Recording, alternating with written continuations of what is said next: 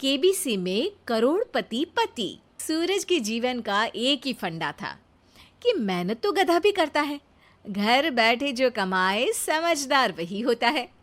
इसीलिए उसने कभी नौकरी ही नहीं ढूंढी। इस बात से हालांकि उसकी पत्नी शिखा बिल्कुल भी अग्री नहीं करती थी, पर फिर भी सूरज को समझाना बेकार था। टीवी में कैसे बनोगे करोड़पति का ऐड देखकर उसे लगा कि बस अब तो घर बैठे ही वो करोड़पति बन सकता है, और उसके पीछे उसने अपने सारे सोर्सेस एक्टिव कर दिए। 2 हफ्ते में उसके कलीग के साले के पड़ोसी के बेटे का सोर्स निकलता है जो कि उसे शो में पहुंचा सकता है, और सूरज उससे मिलने चला जाता है। अच्छा, तो हमें मुकेश जी बता रहे थे कि आप हमें शो में पहुंचा सकते हैं। हाँ, उसमें कोई तकलीफ नहीं है। मैं कल अगर कोशिश करूँ तो इसी महीने में आपका नंबर आ जाएगा। अरे ये तो बहुत बढ़िया हो गया।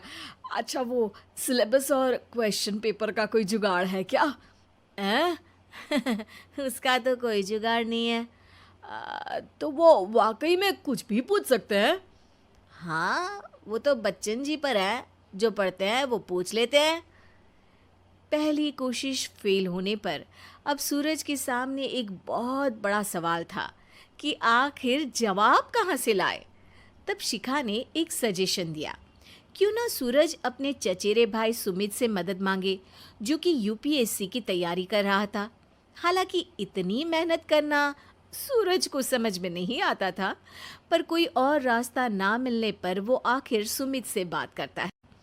अरे सुमित, हमारा कैसे बनोगे करोड़पति के लिए सिलेक्शन होने वाला है। तुम हमें थोड़े चिट बनाने में मदद करोगे क्या? अरे भैया, चिट बनाए तो सालों हो गए, उसमें हमारा एक्सपर्टीज नहीं है, बल्कि आप बोलो तो हम आपकी पढ़ने में ज़रूर मदद कर सकते हैं। हट, कैसी अनाप शराब बातें कर रहा है तू।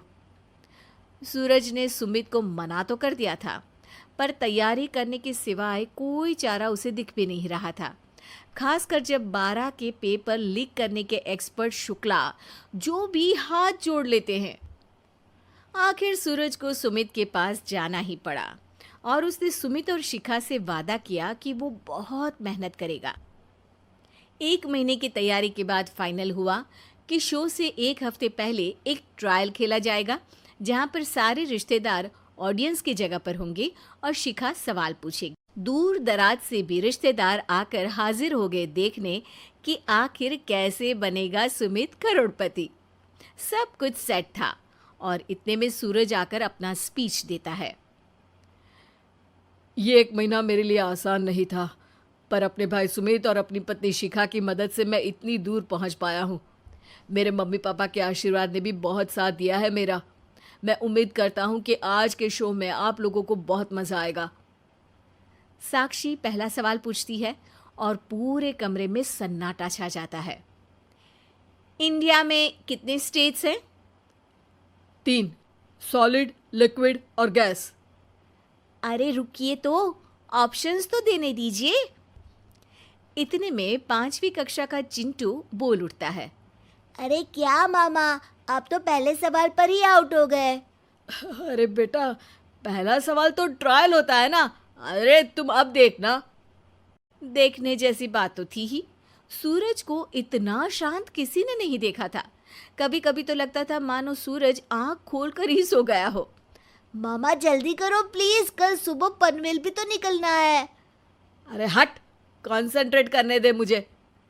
3 सवाल में 3 लाइफलाइन खत्म हो चुकी थी, और अब चौथे सवाल पर भी सूरज का मौन नहीं टूटा। पर सूरज अभी भी हार मानने को तैयार नहीं था। उधर हर कोई सूरज को छोड़ सुमित को देख रहे थे। आखिर सुमित ने ही तो पढ़ाया था सूरज को। गजब बेइज्जती है यार। अरे बेटा, तो बाप का, दादा का, भाई का, सबका नाम बुड़वाएगा। अरे 3 लाइफलाइन ले ली तो भी तेरा कुछ नहीं होना है। अरे कोई इतनी बात करता है क्या शो पर? अरे बेटा, शो पर तेरे जैसे भी तो नहीं आते ना। सूरज की ये जंग आखिर 1 घंटे बाद 5वें सवाल पर खत्म हो गई, जब उसने इंडिया के नेशनल बर्ड का नाम कहा, कौवा। अरे बेटा, मजा तो बहुत आया, बस थोड़ा टाइम पर खत्म होता तो आनंद भी आ जाता। ताने बारिश के बूंदों की तरह बरस रहे थे और सूरज को भी समझ आ रहा था कि ये करोड़पति बनना शायद उसके बस के बाहर की बात है। पर वो आखिर ये बात मान कैसे लेता? वो सख्त लौंडा जो ठहरा, उसने सोचा कि बेइज्जती तो हो ही चुकी है, पर अगर मैं हार नहीं मानूं तो शायद कुछ हो सकता है। शिखा, तुम देखना, असली शो में आग लगा दूंगा, आग, करोड़पति बनूंगा मैं। हाँ, सब्जियां खत्म हो गई है घर पे, ले आओ। पहले पति बन जाओ, फिर करोड़पति बनना। अरे गजब बेइज्जती है यार। बेटा, अभी तो घर पर ही हुई है, 1 हफ्ते में तो तुम देश के सामने करवा कर आओगे। वैसे जब टीवी पर जाओ ना, तो बस अपने मम्मी का ही नाम लेना, ठीक है? कोई पूछे तो बोलना कि पापा नहीं है मेरे। अरे पढ़ाई की, पेपर निकलवाए, इतने सारे लोगों को खाना खिलवाया, क्या फ़र्क पड़ा? इसीलिए मैं कहता हूँ कि मेहनत तो गधा भी करता है, घर बैठे जो कमाए वही सिकंदर। लेकिन मामा, गधे भी जानते हैं कि हमारा राष्ट्रीय पक्षी मोर है।